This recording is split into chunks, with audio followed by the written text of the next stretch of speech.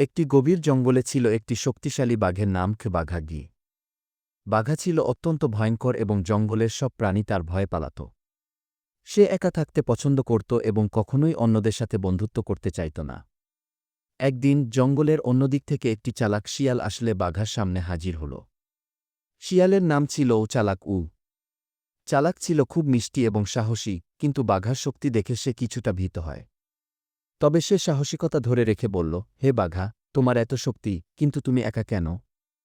একটু বন্ধুদের সাথে সময় কাটালে কি দোষ? বাঘা রেগে গেল এবং বলল, আমি একা থাকতে চাই।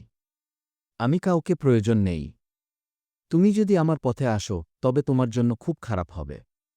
শিয়াল ভয় পেল না, বরং সে বলল, তুমি যখন একা থাকো, তখন তুমি সুখী হতে পারবে না।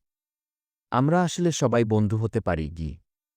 এই কথায় বাঘা আরও রেগে গিয়ে বলল, যদি তুমি ঠিক কথার আঘাতে এসো, তাহলে আমি তোমাকে ভক্ষণ করব। শিয়াল কিছু না বলে দ্রুত একটি পরিকল্পনা করল। সে বলল, ঠিক আছে, কাজটা চলুক।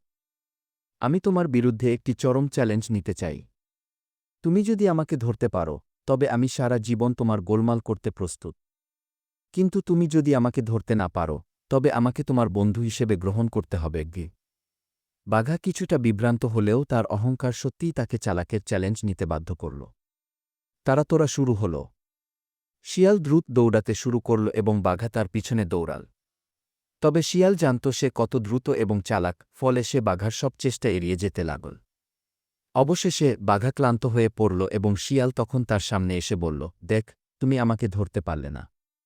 এবার আমাকে তোমার বন্ধু হিসেবে গ্রহণ করো কি? বাঘা কিছুক্ষণ ভেবে দেখল।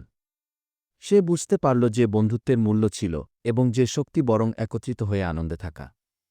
তাই সে বলল, ঠিক আছে, আমি তোমাকে বন্ধু হিসেবে গ্রহণ করি গি। এরপর থেকে বাঘা এবং শিয়াল বন্ধুর মতো কাটাত, একসাথে খেলাধুলা করত এবং জঙ্গলের অন্যান্য প্রাণীদের সঙ্গে বন্ধুত্ব স্থাপন করেছিল।